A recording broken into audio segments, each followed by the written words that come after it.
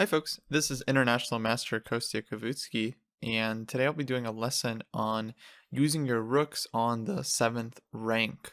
This is an important positional idea because when your rook reaches the 7th rank, it is typically going to be the absolute strongest place for your rook. So I'll be showing you guys a number of examples today to kind of illustrate this point in different kinds of positions as well. So our first game is a classic example. We have Nimzovich playing white here against Capablanca, who's playing black. And it's white to play, and he really needed to start fighting for some control over the open files with a move like Rook A to C1. This was really the only way for white to try and play this position. As we can see here, I think white is definitely already facing a worse position due to the activity of black's heavy pieces, especially the queen and the two rooks. So Rook AC1 was really the only move, where black would most likely continue with a move like A5, trying to put pressure on white's queen side. Instead, the move Bishop D4 was played, and I think Nimzovich was feeling pretty safe after this move, but he greatly underestimated black's potential in this position. Capablanca invades with Rook C2, Queen A6, and now a very fine move E6, E5.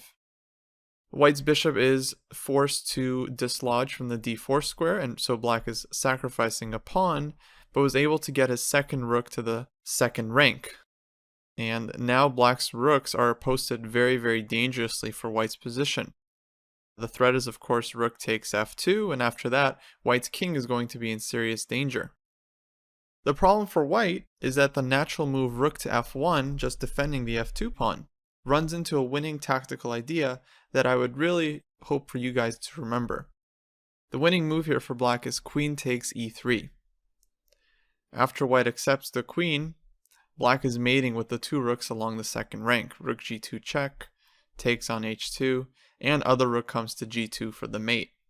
Note that this mating net only works when white has a piece occupying the f1 square, meaning that if the king can go to f1 here, black would not have a checkmate and the combination wouldn't work. But it's for that reason that white couldn't play the move rook to f1 in view of this line with queen takes e3. This mating net is something that will show up in many games when you get your rooks to the 7th rank, so I really hope you guys remember this mating pattern of the two rooks on the 7th. The best move for white was to retreat with the queen to f1 in order to be able to give up the queen for the two rooks, and here black has really fantastic compensation for the sacrificed pawn. For example, black can play a move like queen to e6 and transfer the queen to h6, threatening to take twice on f2, after which the h2 pawn will be hanging. White might play something like h4, black plays queen to e6, and eventually black will cash in by taking the pawn on f2, and white's king will end up being seriously weakened and black will have a big advantage. Nevertheless, this was the way the game should have continued.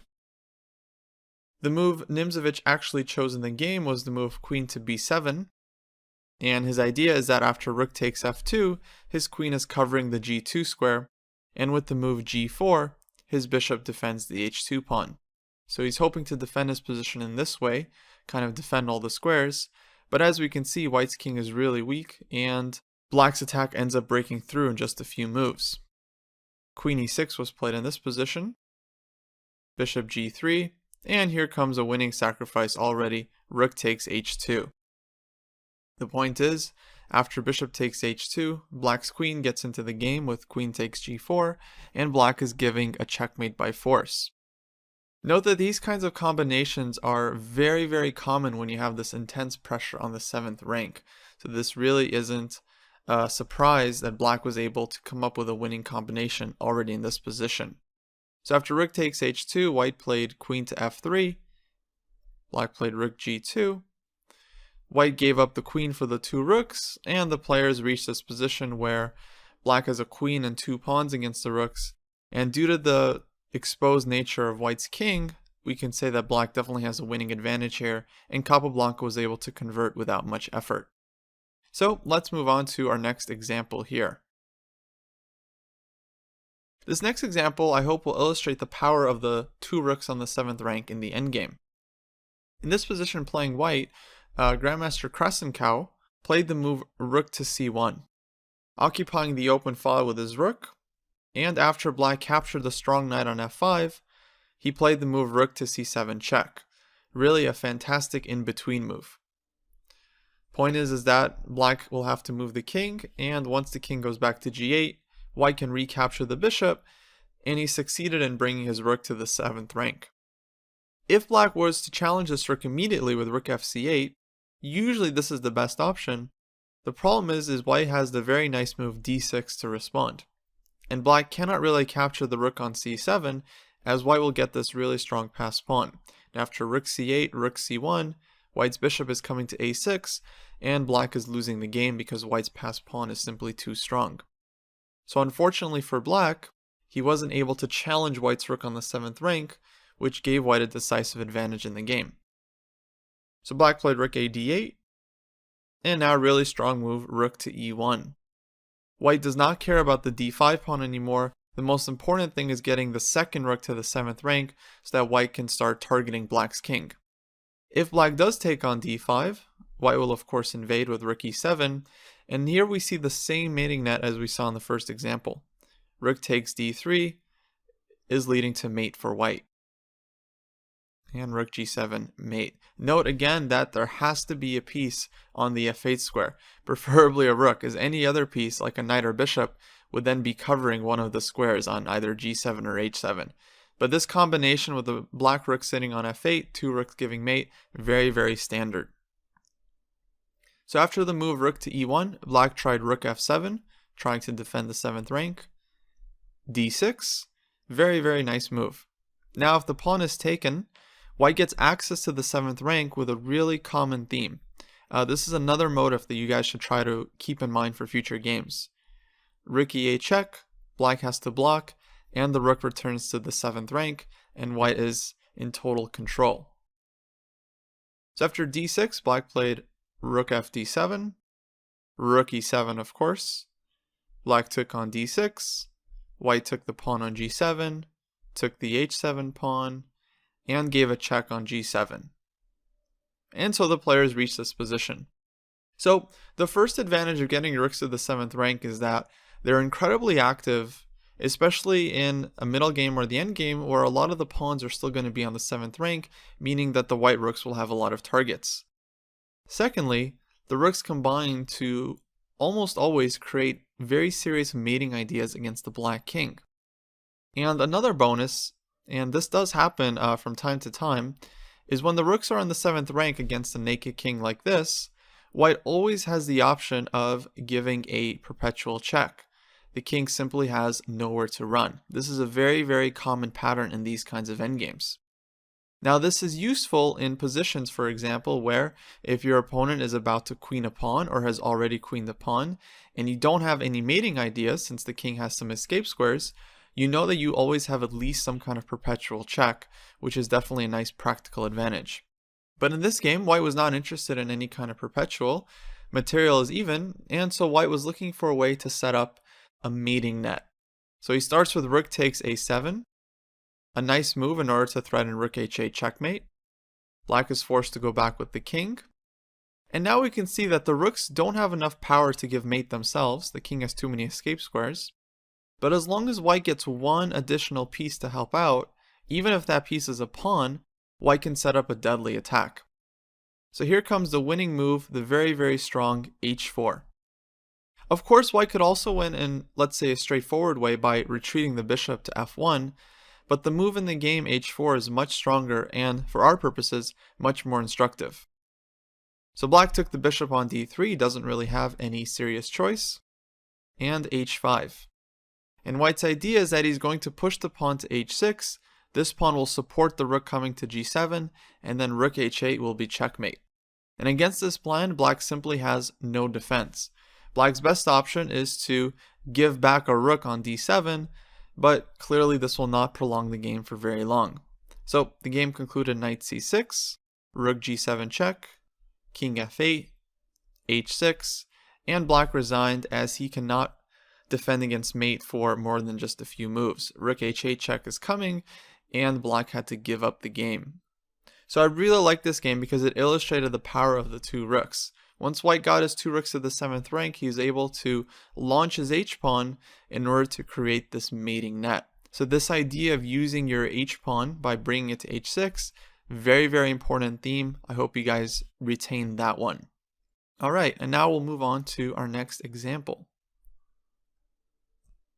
So our next example here will hopefully demonstrate the power of the 2 rooks on the 7th rank in a middle game. Here we have a matchup between 2 strong grandmasters. Playing white is Jeroen Piquet, and playing black is Ilya Smirin. Both players were very, very strong in the 90s and continue to be extremely strong players today.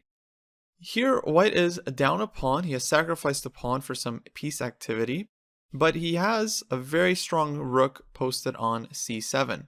Additionally, his knight on d6 is also a very, very strong piece, and as you can see, all of black's pieces are incredibly passive. So let's see how white was able to cash in on his activity.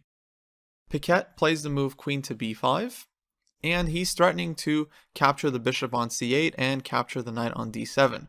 For example, if black plays a move like a4, white will take on c8, and the knight on d7 lacks sufficient protection. Note that the rook on c1 is of course still protected by the bishop on a3, and so white is just up a piece here and completely winning. So black played the more or less natural response, bishop a6, attacking the queen, and here comes Piquet's idea, which to me is just absolutely brilliant. Queen takes d7. He sacrifices the queen for a rook and knight, and in return, he gets to clear the 7th rank and opens up the way for the second rook to come into the 7th rank, combining with the power of the first rook to launch basically a winning attack against black's king. The passivity of black's pieces here meant that black just had no defense to this plan. It was truly an unstoppable sacrifice. In the game, black tried rook d8, and of course white plays rook e7. White has no interest in exchanging his rooks, and it's important that his knight is controlling the e8 square. Now, in addition to the rook coming to c7, white is also threatening to take the pawn on e5 thanks to the pin along the 7th rank. In short, black is completely dead here. Black tried bishop e2, white played knight takes e5, queen a2 was played, a desperate attempt, and of course rook c7, just winning the game on the spot. If black takes the bishop on a3, he gets mated with rook takes g7, king h8, and knight takes g6, game over. So after rook c7, black played rook g8, and Piquet just had to find one more strong idea here, knight e8, and this was enough to get Smirin to resign the game. Now white is threatening not just to take the bishop, but even stronger to give knight f6 check. King would have to go to h8, and knight takes g6 is a nice checkmate. So in view of all of these threats, black had no choice but to give up the game. For our final example, I wanted to illustrate the power of a single rook on the 7th rank, specifically in a pure king and rook versus king and rook endgame. This is quite a famous example here, so some of you may have seen this before if you've studied endgames, but nevertheless I think it's classic and instructive enough for me to include it here. Here we have the great Capablanca playing white against another strong player in the past, Savelli Tardikauer. So we have an equal material in this rook endgame, and both rooks are quite active. We have white's rook on h7, black's rook on c6, and it seems like black is doing very well since his rook is threatening to take the c3 pawn with check, and then the rook can double back to c4 and start taking white's other pawns along the 4th rank. Black's king is passive, but with only one rook on the 7th rank, white cannot really hope to create any kind of mating ideas. So here comes Capablanca's plan, which he had planned ahead of time, and that is the move king to g3. Really a brilliant move. His point is that after black plays rook takes c3 check, he plays king h4, and he's bringing in his king to join in the rook's efforts. Now the active rook on the 7th rank combined with an active king is going to give white the victory in this game. So this is really a profound idea and very, very instructive. We see the idea of the active king popping up in all kinds of endgames. To me, it's one of the most important principles for you to learn. Active king, active rook in the endgame is often worth a pawn, sometimes even more than one pawn, 2 pawns, 3 pawns, and so on, because the king and rook, we'll see, will be able to combine not only to create mating threats, but to basically dominate black's position. Now, if black tried rook c1, for example, trying to give checks from behind, white can simply play king h5, and black is not able to trade rooks, as in the resulting king and pawn endgame, white's king ends up being super active, and the g-pawn will simply run up the board and queen. So after king h4, black tried rook to f3, and now g6. Very, very strong move. Black took the pawn on f4, king to g5. Now we see white's idea kind of coming into play. If black continues taking pawns, rook takes d4, white will play king f6, threatening rook h8, checkmate. For example, if black plays king g8, white plays rook d7, and we give mate from the other side. Note that the king and pawn are always working very well together in order to really restrict black's king and set up all these mating ideas. Note that white is also using the f5 pawn as a kind of cover from checks from the black rook, so black doesn't have any kind of rook f4 check in this position. Strategically, we call this an umbrella, when you use an enemy pawn as a kind of umbrella to shield you from unwanted checks. After king f6, if black ran the other way with king e8, well then white wins the game thanks to his g-pawn. He can give check, g7, and black is forced to give up the rook for the pawn. And in this resulting endgame, even though black has 4 pawns for the rook, white's king and rook are active enough that black is not going to get very far here, and white is completely winning. So after the move king g5, black tried to play rook e4, and now again king f6. Once again, this idea of using the f5 pawn as an umbrella is very, very wise. A lot of players would be tempted to capture a pawn, but this would not be very smart, as then black's rook can come down, give checks from behind, and white's king wouldn't feel very secure. So king f6 is a very, very nice idea. Black played king g8, since white is threatening again, checkmate on h8. Rook g7 check, and now black has to make a choice on where to put the king. In the game, black played king to h8. If black played king f8, then white will simply take on c7, and now white is threatening to give check on g7 and also check on c8, and so black is hopelessly lost here. If black has to play a move like rook e8, now white can take the pawn on f5. White has won back his material, and as we can see, black's pieces are hopelessly passive here. White just has a completely winning rook and pawn endgame. Can take this pawn, he can push this pawn up the board, eventually his king will come over and take black's other pawns as well. So black played king h8, white regains one of the pawns, black has to go passive in order to defend against the mate threat, and finally white takes the f5 pawn to make sure that it doesn't start running down the board. Rook e4 was played, king f6, rook f4 check, and king e5. And this is another really instructive moment of the game. Capablanca finds the right opportunity to switch from the king side to the queen side. Since this g-pawn is a knight pawn, it means that white won't be able to queen against, let's say, passive defense. If black just keeps the rook on the back rank, white won't be able to make any progress. So white takes the opportunity to transfer his king over to the queen side where there are more pawns on the board, and he's going to win the game since black's king is still going to be stuck on the king side and is going to have to defend against white's g-pawn.